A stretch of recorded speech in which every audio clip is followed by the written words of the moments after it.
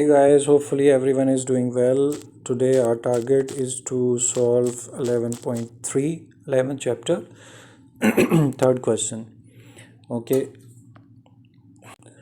initially we will observe the basic shape of this question और इसका overview करेंगे.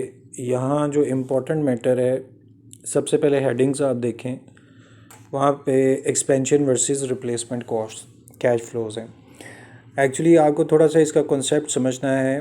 Replacement का मतलब होता है कि जब आप एक एसेट जो पुराना है उसको इवेल्यूएट करते हैं तो वो मॉडर्न टेक्नोलॉजी को के साथ कंपैटिबल नहीं होता और आपकी जो प्रोडक्शन है वो सफ़र हो रही होती है उस ओल्ड मॉडल की वजह से. तो आप क्या करते हैं, उस ओल्ड मॉडल को ख़त्म कर देते हैं और उसकी जगह पे न्यू मॉडल को रिप्लेस करते हैं, जिससे आप उम्मीद करते हैं कि आपके जो कैश इनफ्लोज़ हैं वो बेटरमेंट की तरफ जाएंगे, आप ज़्यादा अच्छा प्रॉफिट कमा सकते हैं. तो दिस इज़ रिप्लेसमेंट डिसीजन.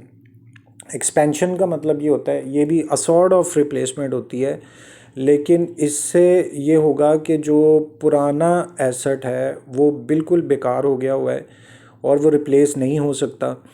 तो आप अपने ओरिजिनल प्रोडक्शन प्लांट को ही एक्सपेंड कर देते हैं. यानी कि अगर फ़र्ज़ करें कि आप एक यूनिवर्सिटी ऑपरेट कर रहे हैं और यूनिवर्सिटी में एक कैंपस है और कैंपस वो नाकाफ़ी है, तो आप उस पुराने कैंपस में ही न्यू रूम्स डेवलप करते हैं, न्यू एरियाज़ डेवलप करते हैं और उस कैंपस को एक्सपेंड कर देते हैं. तो that is your expansion decision. Replacement में मैंने आपसे जैसे रिक्वेस्ट की कि पुराने एसेट से कुछ ना कुछ आपको इन्फ्लोज मिलते हैं और साथ में आप जब नया एसेट लेकर आते हैं तो उसके इन्फ्लोज भी साथ में चलते हैं. मैं रिपीट करता हूँ बात को. अगर आप रिप्लेस करते हैं तो जो पुराना एसेट होता है उसका सिर्फ मॉडल ओल्ड है, वर्किंग कंडीशन के अंदर है, लेकिन चूँकि वो मॉडर्न प्रोब्स को के साथ कंपेटेबल नहीं है तो आप पुराने एसेट को सेल कर रहे हैं या ख़त्म कर रहे हैं, तो उससे कुछ ना कुछ इन्फ्लोज आपको मिल रहे होंगे और फिर आप उसके बदले में नए इन्फ्लोज़ को लेकर आएंगे. नई टेक्नोलॉजी आएगी तो नए इन्फ्लोज़ आएंगे. एक्सपेंशन का मतलब है कि पुराने एसेट से कुछ मिलने वाला नहीं है, आप अपनी प्रोडक्शन को ही एक्सपेंड करने के लिए कोशिश कर रहे हैं. यहाँ पर जो हमारा क्वेश्चन है इसमें एक्चुअली वो एक्सप्लेन कर रहा है कि हम क्या करने लगे हैं. जो इन लाइंस में लिखा हुआ है वो कह रहा है ए वर actually a replacement for project B. उसका क्या मतलब हुआ कि आपके पास एक प्रोजेक्ट बी है जो कि पुराना प्रोजेक्ट है और आप उस पुराने प्रोजेक्ट को रिप्लेस कर रहे हैं नए प्रोजेक्ट्स के साथ जो कि प्रोजेक्ट है. यहाँ आपको बताने का पर्पज़ क्या है कि प्रोजेक्ट बी वो कंपेटेबल नहीं है, ओल्ड है, उससे इन्फ्लोज आ रहे हैं. जैसे ये 6000 है, 6000 है, 6000 है, इस तरह से इन्फ्लोज उससे रिसीव हो रहे हैं. मगर आप चाह रहे हैं कि ये चूँकि प्रोजेक्ट बी अब आपके लिए कंपेटेबल नहीं है तो आप कोशिश कर रहे हैं उसकी जगह पे प्रोजेक्ट ए को लेकर आएँ. तो ये एक रिप्लेसमेंट डिसीजन है. तो प्रोजेक्ट ए से भी आपको इन्फ्लोज मिल रहे हैं, प्रोजेक्ट बी से भी इन्फ्लोज मिल रहे हैं, लेकिन प्रोजेक्ट बी को आप वाइंड अप कर रहे हैं और उसकी लिक्विडेशन से जो आपको इन्फ्लोज मिल रहे हैं वो आपके सामने हैं. और उसके बाद जब नया प्रोजेक्ट जिसकी कॉस्ट $40,000 है ये लग जाएगी तो इन्फ्लोज नए सिरे से रिपीट होके आएंगे जो कि प्रोजेक्ट बी से फार बेटर हैं, बहुत अच्छे हैं. तो इसलिए अब आप ये चाह रहे हैं कि आप प्रोजेक्ट बी को रिप्लेस कर दें ए के साथ. ए अब वर्किंग कंडीशन में होगा, प्रोजेक्ट बी ख़त्म हो जाएगा. और आपकी रिक्वायरमेंट फिर क्या है, वो आपसे कह रहा है कि इसके फिर रेलेवेंट कैश फ्लोज शो कराओ अगर हमने इसको रिप्लेस कर दिया. अगला वर्ड आपको नज़र आ रहा होगा कि अगर आप रिप्लेसमेंट डिसीजन करते हैं यानी प्रोजेक्ट बी को ख़त्म कर देते हैं और प्रोजेक्ट ए को आप ऑपरेट करेंगे तो इसके कैश फ्लोज क्या होंगे. तो सिंपल इज़ दिस. आप जब अपने क्वेश्चन को सॉल्व करेंगे सबसे पहले आपके पास ईयर्स हैं, आप भी ईयर्स लिख दें और ईयर्स में जितने ईयर्स आपको नज़र आ रहे हैं वो आप पोस्ट कर दें. और अगर आपके पास यहाँ पर 5 ईयर्स हैं तो 5 ईयर्स पहले आप यहाँ पोस्ट कर दें. ओके, नेक्स्ट आपको जो मांग रहा है वो सिर्फ रेलेवेंट कैश फ्लोज हैं. आपको जो मैंने ये हाईलाइट किया हुआ है सिर्फ रेलेवेंट कैश फ्लोज मांग रहा है. इसका मतलब है बी चला गया, ए प्रोजेक्ट ऑपरेट हो गया तो आपके पास जो फाइनल और नेट कैश फ्लोज हैं वो क्या होंगे। सबसे पहले तो आप इसकी इन्वेस्टमेंट डिसीजन पे आएँ।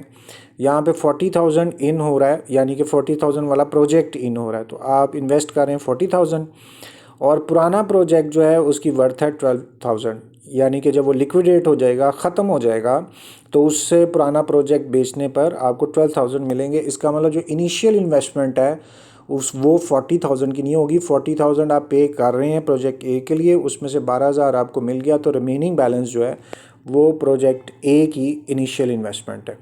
तो यहाँ पर आप इनिशियल इन्वेस्टमेंट लिखने के लिए क्या लिख रहे हैं, ध्यान से आप देखिएगा। 40,000 आपकी प्रोजेक्ट ए की इनफ्लो है और 12,000 प्रोजेक्ट बी से आपको मिल जाएगा। तो एक्चुअली आपने जो इन्वेस्टमेंट की है वो 28,000 है। ये आपकी इनिशियल इन्वेस्टमेंट है। उसके बाद आप इनफ्लोज को शो करवाएंगे जैसे आपने यहाँ करवाया हुआ है। यहाँ पे आप इसकी इनिशियल इन्वेस्टमेंट या कैश फ्लो CFO जो नेट वैल्यू निकाल रहे हैं वो लिख दिया आपने। ओके, उसके नीचे अब आपने ईयर्स मेंशन कर रहे हैं। ये जो दो चीज़ें हैं ये आपस में कोलैबोरेट हो गई। ओके, अब ईयर 1 के अंदर आपकी नेट कैश फ्लोज क्या आ रही हैं, मैंने उसकी थोड़ी सी सेटिंग चेंज कर दी है ताकि वो अलहदा नज़र आए। नेट कैश फ्लोज जो हैं या रेलेवेंट कैश फ्लोज वो कैसे आ रही हैं उसको हम डिस्कस करेंगे। पर फर्स्ट ईयर की सबसे पहले तो आपको ये इनिशियल इन्वेस्टमेंट समझ आनी चाहिए। नीचे आप चेक करें जहाँ कर्सर ब्लिंक हो रहा है, 40,000 प्रोजेक्ट ए की इनफ्लो थी और प्रोजेक्ट बी को लिक्विडेट करने के बाद 12,000 मिल रहा है। इसका मतलब जो कैश फ्लो आउट होंगे वो 40 नहीं होंगे बल्कि 28,000 होंगे। अब net cash flows first year में क्या होगा, यहाँ आप आए प्रोजेक्ट ए से आपको $10,000 इनफ्लो हो रहा है, लेकिन प्रोजेक्ट बी को आप लिक्विडेट कर रहे हैं, तो लिक्विडेट कर ना करते तो आपको 6,000 लिक्विडेटेड जो फॉर्म है उस सूरत में आपको 6,000 रिसीव होने थे। यानी कि अगर आप लिक्विडेट कर देते तो 6,000 वहाँ से आ रहा था। अब चूँकि वो लिक्विडेट हो गया है तो एक्चुअल आपकी जो रेलेवेंट कैश फ्लोज हैं वो क्या होंगी, 10,000 आप प्रोजेक्ट ए से कमा रहे हैं, बी ना बिकता तो वहाँ से 6,000 कमाने से। तो फिर रेलेवेंट कैश फ्लोज क्या हुए जब रिप्लेसमेंट कर दिया, प्रोजेक्ट ए से 10,000 आप रिसीव कर रहे हैं मगर प्रोजेक्ट बी से 6,000 आने थे, वो लेस करके एक्चुअल इनफ्लो जो है वो 4,000 है। बिल्कुल सेम इसी तरह से आप नेक्स्ट चलते जाएं, आगे 12,000 और 6,000 है। तो 12,000 प्रोजेक्ट ए का है, 6,000 आने थे प्रोजेक्ट बी से, एक्चुअली 6,000 आए। नेक्स्ट 14,000 आने थे आपके प्रोजेक्ट ए से मगर आए सिर्फ, मगर बी से 6,000 आने थे, नहीं आए, तो एक्चुअल आपने जो रिसीव किया वो सिर्फ 8,000 है। इस तरह जो नेक्स्ट इनफ्लो था 16,000 प्रोजेक्ट ए से आ रहा है, अगर बी को ना बेचते तो वहाँ से 6,000 आना था, तो फिर इसका मतलब है कि एक्चुअल इनफ्लोज जो हैं वो 10,000 है। ओके, और इस तरह से फिफ्थ ईयर भी आप साथ में लिख लें, वहाँ 10,000 एक्चुअल इनफ्लो है प्रोजेक्ट ए का, लेकिन प्रोजेक्ट बी से 6,000 आने थे, एक्सपेक्टेड थे, नहीं आए, तो अब सिर्फ 4,000 जो है वो आपका रेलेवेंट या नेट कैश फ्लोज हैं। ओके, ये क्वेश्चन नंबर 11.3 है। Nothing else you have to do for this question. बस 11.3 जो है 11 थर्ड क्वेश्चन वो यूँ कंप्लीट होता है। अब हम स्टार्ट करेंगे 11.4। ओके, अब नेक्स्ट क्वेश्चन 11.4, इसको पहले आप इसका ओवरव्यू कर लेते हैं। यहाँ पे बात हो रही है दो अलग फिनोमेनास अब डिस्कस होंगे, संक कॉस्ट और अपॉर्चुनिटी कॉस्ट। संक कॉस्ट को पहले देखें। अगर आप if you have invested some amount in any project, तो आपने obviously that investment was having a purpose कि आपको प्रॉफिट्स हों, आपके इनफ्लोज बढ़ें, लेकिन अनफॉर्चुनेटली वो प्रोजेक्ट आपकी होप्स को मैच नहीं किया और जैसे आपने सोचा था वैसे नहीं हुआ, अब वो प्रोजेक्ट फेल हो गया, लेट्स से। और अगर फेल होने पर आप उसको ना लिक्विडेट कर पा रहे हैं, ना वहाँ से इनफ्लोज आ रहे हैं, तो आप सोचेंगे कि that amount is not receivable for you, तो you will call that project और that cost as sunk cost, यानी कि डूब गई आपकी रकम। और अपॉर्चुनिटी कॉस्ट क्या है कि अगर कोई भी प्रोजेक्ट हो, न्यू या ओल्ड, वहाँ से इनफ्लोज आपके पास आ रहे हों वहाँ से प्रॉफिट आप निकाल सकते हो, तो that would B an opportunity cost. इसको आपने अब रीड करना है। मैं आपको पहले भी कहा है 11 चैप्टर जो है बेसिकली इसमें टेक्निकलिटीज़ बहुत कम है, इसमें टीचर की कंट्रीब्यूशन थोड़ी कम है इनिशियल क्वेश्चंस के अंदर, बाद में जाके शायद हो। तो अब इसकी रीडिंग स्टार्ट करें आप यहाँ से। Masters golf products incorporation spend 3 years और 1 million to develop its new line club to replace a line that is becoming obsolete। अच्छा जी, यहाँ वो बोल ये रहा है कि एक पुरानी गोल्फ की लाइन थी, उसको रिप्लेस करना था। For that purpose they have invested 1 million rupees. अच्छा जी, और चूँकि ये 1 million जो है already they have spent it, उसने खर्च कर दिया हुआ है और उनको 3 साल हो गए हैं कॉन्टीन्यूसली इसकी प्लानिंग करते हुए। वो 3 years आपने यहाँ पर फील किया, दे हैव स्पेंट 3 years और 1 million भी वो खर्च कर चुके हैं। लेकिन अभी तक आपका जो प्रोजेक्ट है वो डेवलप नहीं हो सका, अभी तक आपने प्रोजेक्ट स्टार्ट नहीं किया, उसकी कंस्ट्रक्शन स्टार्ट नहीं की। फिर आगे वो आपसे कह रहा है कि अगर आपने अब इसकी मैन्युफैक्चरिंग दोबारा से शुरू करनी है तो what you will have to do, आपको 1.8 million मज़ीद खर्च करने पड़ेंगे। और लेकिन उससे आपको उम्मीद ये होगी कि आपके जो कैश फ्लोज़ हैं वो 7,50,000 पर ईयर और अगले 10 साल तक आपको वो मिलना शुरू हो जाएंगे। तो आप सेंस समझ गए हैं क्वेश्चन की। वो ऑलरेडी 1 million लगा चुके हैं, 3 साल गुजर गए हैं, लेकिन वो प्रोजेक्ट अभी तक रिप्लेस नहीं हुआ। और लेकिन अब अगर उन्होंने दोबारा इसकी मैन्युफैक्चरिंग स्टार्ट की तो उसके लिए उन्हें 1.8 million स्पेंड करना पड़ेगा और फिर इस 1.8 million की वजह से 7,50,000 per year for the next 10 years आपको कॉन्टीन्यूसली मिलना शुरू होंगे। क्लियर हो गया। अब यहाँ वापस आए, आपकी रिक्वायरमेंट क्या है, हाउ शुड यू ट्रीट या how should the 1 million in development cost be classified. Classified के अंदर आपने एक चीज़ पढ़ी है संक कॉस्ट, एक चीज़ अपॉर्चुनिटी कॉस्ट। अब ये जो 1 million ऑलरेडी लग चुका हुआ है और प्रोजेक्ट तब का डेवलप नहीं हुआ था, अभी भी उसको वो 3 साल हो गए गुजर चुके थे, डेवलप नहीं हुआ। अब आपने दोबारा डिसाइड किया कि उसके ऊपर मज़ीद पैसे लगा के आप प्रोजेक्ट को स्टार्ट करें। तो थोड़ा सा अपना माइंड आप यूज़ करें। तो ये 1 million कॉस्ट क्या है। क्वेश्चन में वापस आए, ए पार्ट हम सॉल्व कर रहे हैं। पहले आपने डिसीजन लेना है कि जो 1 million है इसको आप कैसे गिनेंगे। 1 million ऑलरेडी आप लगा चुके हैं, तो इसका डिसीजन लेना है। तो हो सकता है कि अभी तक आपने डिसीजन ले लिया हो। ये चूँकि 1 million लग चुके हैं, इनसे रिज़ल्ट नहीं निकला, 3 years आपके ख़त्म हो गए और ये 1 million कुछ भी कंट्रीब्यूट नहीं कर पाएगा आपके कैश फ्लोज़ को, कैश इनफ्लोज़ को, जो प्रॉफिट आपको दे सकें। इसलिए you will name it as your sunk cost. 1 million, ये ए का बस आंसर इतना ही है, आपने इतना ही इसको पोस्ट करना है।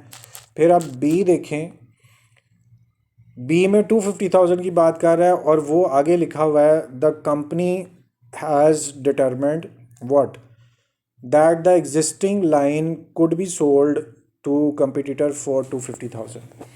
अच्छा जी, अब वो जो आपकी एग्जिस्टिंग लाइन है जिसको रिप्लेस करने के लिए पहले आप 3 साल में 1 million खर्च कर चुके थे, वो एग्जिस्टिंग लाइन अभी भी आपको 2,50,000 दे सकती है, जो कि ऑपरेट नहीं हो पाई अभी तक। तो 250,000 फिर भी वहाँ से कुछ ना कुछ आपको रिसीव होने के चांसेस हैं। अगर ये 250,000 आपको मिल गए तो फिर ये क्या होगा, ऑब्वियसली ये आपके इनफ्लोज इंक्रीज़ हो रहे हैं। तो ये जो 250,000 है आपके पास ऑप्शन दो ही हैं, ये संक है या अपॉर्चुनिटी कॉस्ट है। तो फिर आप क्या बताएंगे, चूँकि ये तो रिसीविंग हो रही है, ये इनफ्लोज बढ़ रहे हैं, तो इस इनफ्लो को आप यूज़ कर सकते हैं, यानी 250,000 को आप न्यू प्रोजेक्ट के लिए यूज़ कर सकते हैं, तो इससे आपके इनफ्लोज बढ़ेंगे। तो that is your opportunity cost. Okay जी, बी पार्ट हो गया। उसके बाद अब सी पार्ट देखते हैं। सी पार्ट में वो कह रहा है depict all the non relevant cash flows on a timeline. और ये आपको पता है कि आपने 10 साल ऊपर इनफ्लोज हैं जिनको आपने डिपिक्ट करना है और 7,50,000 कॉन्टीन्यूसली पर ईयर आपको मिल रहे हैं। इनिशियल इन्वेस्टमेंट का आपने ध्यान रखना है। जो सबसे पहले आपने लिखनी है, इनिशियल इन्वेस्टमेंट 18 लाख तो की हुई है, लेकिन पुरानी लाइन चेंज करने की वजह से, उसको सेल करने की वजह से 250,000 आपको रिसीव भी हो सकते हैं। अब सी पार्ट के अंदर सबसे पहले तो आप इनिशियल इन्वेस्टमेंट का फ़ैसला करें। इनिशियल इन्वेस्टमेंट वैसे तो आपके पास है 1.8 मिलियन या 18 लाख। अब वो 18 लाख आप कैश फ्लो आउट है, लेकिन आपको इसमें से 2,50,000 बेच कर कुछ अमाउंट रिलीफ मिल रहा है। तो इसका मतलब जो एक्चुअल इनिशियल इन्वेस्टमेंट है वो 18 लाख नहीं है, बल्कि 15,50,000 है।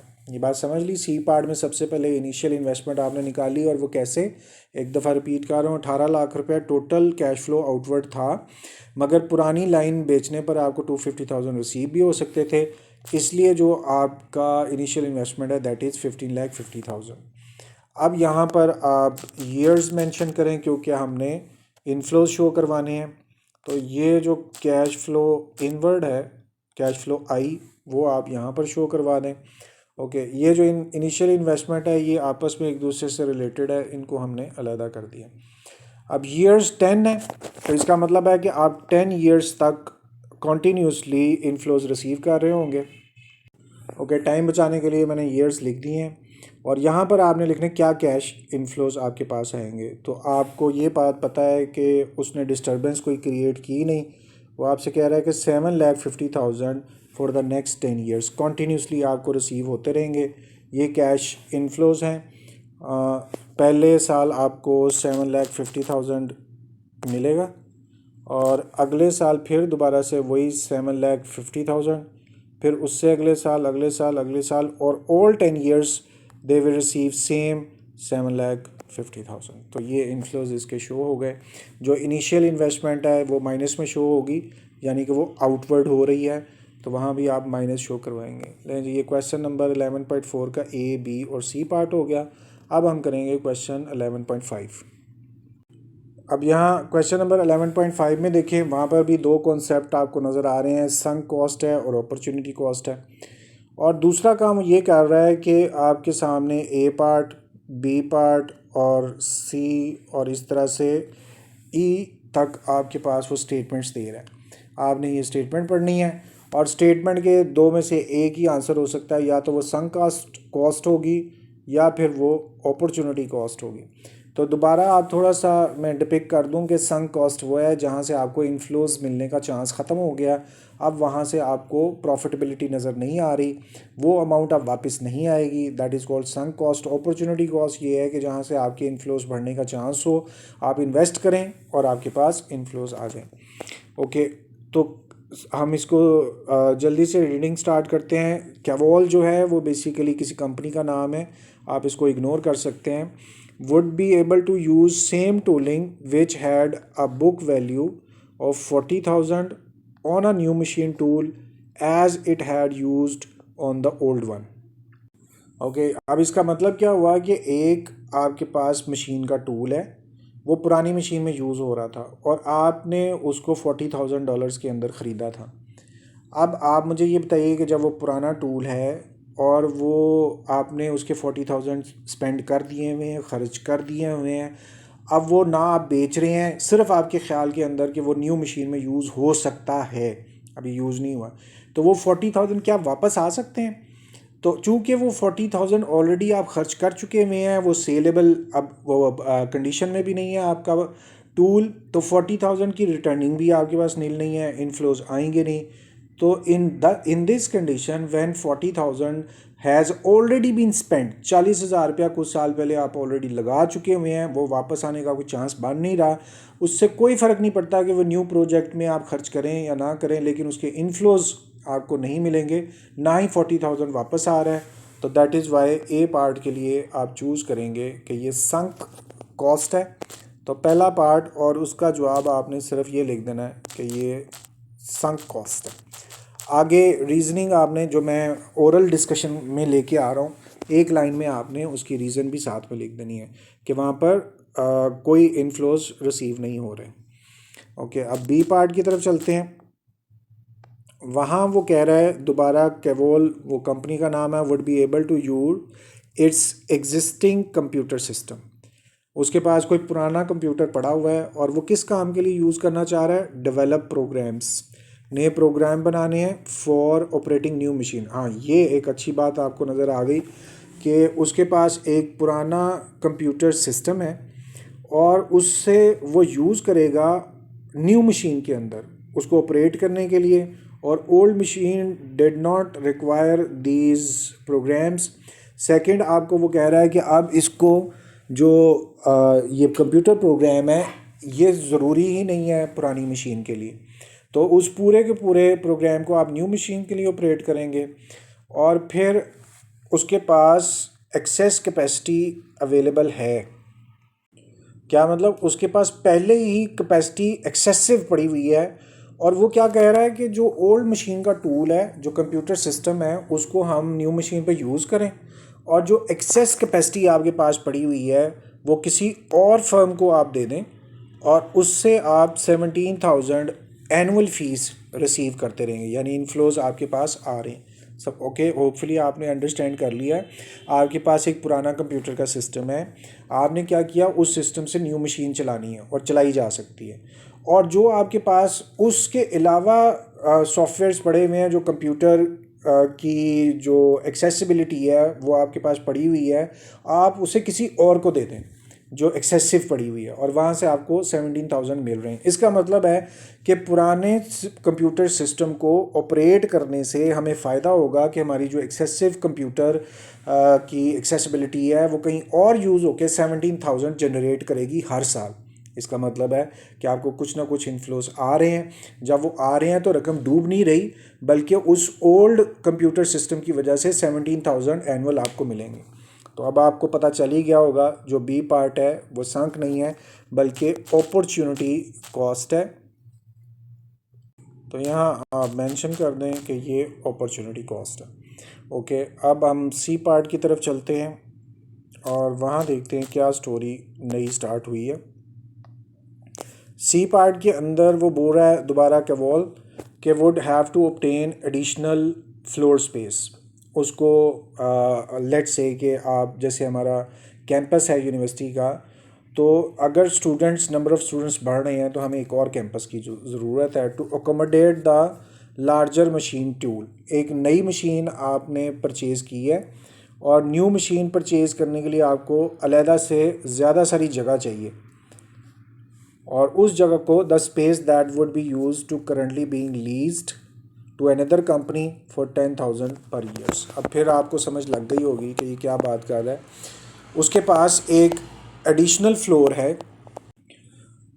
ओके, तो अब ये जो एडिशनल फ्लोर उसको चाहिए, उसके पास एक न्यू मशीन टूल आई है जो उसके लिए जगह ज़्यादा चाहिए, मगर एक मसला है, जो उसके पास ऑलरेडी स्पेस है, ये नीचे वाली लाइन को आप रीडिंग करें, जो उसके पास ऑलरेडी स्पेस है वो उन्होंने किसी को किराए पे दी हुई है। लीज़ फ़िलहाल आप ये समझे कि किसी को किराए पे दी हुई है, और वहाँ से उसको 10,000 पर ईयर रिसीव भी हो रहा है। आप दोनों को अंडरस्टैंड कर रहे हैं। अगर आपको एक मशीन लगानी है उसके लिए आपको जगह एक्स्ट्रा चाहिए। आपके पास जगह तो है, लेकिन वो जगह आपने किसी दूसरी कंपनी को किराए पे दी हुई है 10,000 पर ईयर। आप मुझे बताएं कि ये जो जगह आप एक्वायर कर लेंगे ये संक है या अपॉर्चुनिटी कॉस्ट है। संक मैंने आपको बताया जहाँ से कैश इनफ्लोज आपको बिल्कुल नहीं मिलने और आपकी वो जो अमाउंट है ख़त्म हो चुकी हुई है। अब ये जो 10,000 आपको किराया आ रहा है, आपने नई ज़मीन, वहाँ पर नई ज़मीन नहीं ख़रीद रहे, जो आपके पास पुरानी ज़मीन है वो ऑलरेडी आपने किसी को किराए पे दी हुई है 10,000। अब आप सोच रहे हैं वो किराए पर जिसको दी उससे वापस लें और उसकी जगह पर आप अपनी नई मशीन को लगा लें जिसके लिए ज़्यादा जगह ज़रूरत है। ओके, अब आप डिसाइड करें कि ये संक है या अपॉर्चुनिटी कॉस्ट है। देखें, जब आप ऐसे डिसीजन लेते हैं ना तो ऑब्वियसली अपनी वेलबींग के लिए ले रहे होते हैं। इसका कहीं पे भी यहाँ मेंशन नहीं है कि आपकी वो कॉस्ट डूब गई है, बल्कि आप बेटरमेंट के लिए काम कर रहे हैं। आप आपकी जो मशीन है, अगर फ़र्ज़ करें आप उसको लगाने के लिए किसी दूसरी जगह को एक्वायर करते हैं तो आपको बहुत बड़ी अमाउंट इन्वेस्ट करनी पड़ेगी एक नई जगह लेने के लिए। उसकी बजाय आपने अपनी ही जगह को खाली कराना है। वहाँ से 10,000 जो कराया जा रहा है, आप वो ये समझें कि आपकी न्यू इन्वेस्टमेंट है 10,000 की। लेकिन यहाँ पैसे डूब रहे ही नहीं है, हमारी इन्वेस्टमेंट नहीं डूब रही, हमारी इन्वेस्टमेंट वहीं की वहीं है। जगह भी हमारे पास है, नई मशीन भी हमारे पास है, और उस आसानी हमें ये होगी कि जब हमारी नई मशीन लगेगी कि हमें कोई एक्स्ट्रा एक्सपेंस नहीं करना पड़ेगा। तो इसलिए जो सी पार्ट है ये भी अपॉर्चुनिटी कॉस्ट है, तो उसको आप यहाँ पर मेंशन कर दें, it is your opportunity cost. Okay, अब डी की तरफ चलते हैं। चूँकि ये सारा थ्योरेटिकल है, कैलकुलेशंस हो नहीं रही, इसलिए मैंने आपसे कहा है कि टीचर की कंट्रीब्यूशन कम है। ओके जी, अब आप यहाँ डी पार्ट की तरफ आएँ और यहाँ से हमारी रीडिंग स्टार्ट हो रही है कि केवॉल ने दोबारा would use a small storage facility to store the increase output, यानी कि उसकी प्रोडक्शन बढ़ी और आउटपुट उसकी बढ़ गई है, तो अब वो जो स्मॉल स्टोरेज है उसके लिए वो अरेंज कर रहा है, अपनी रिक्वायरमेंट को पूरा करने के लिए जो ऑप्शंस है उनको ढूंढ रहा है। The storage facility was build, यानी कि जहाँ वो उसके पास ऑलरेडी स्टोरेज है वो उसने 3 साल पहले बनाई थी और $1,20,000 उसने उस पर खर्च किए थे। जो स्टोरेज फैसिलिटी ऑलरेडी उसके पास है अपने काम के लिए, उस पर उसने $1,20,000 आज से 3 साल पहले लगाए थे। लेकिन अनफॉर्चुनेटली जो वो यूनिक कॉन्फ़िगरेशन वाली स्पेस है उसमें सिर्फ वही काम हो सकता था जिसके लिए वो बनाई गई थी।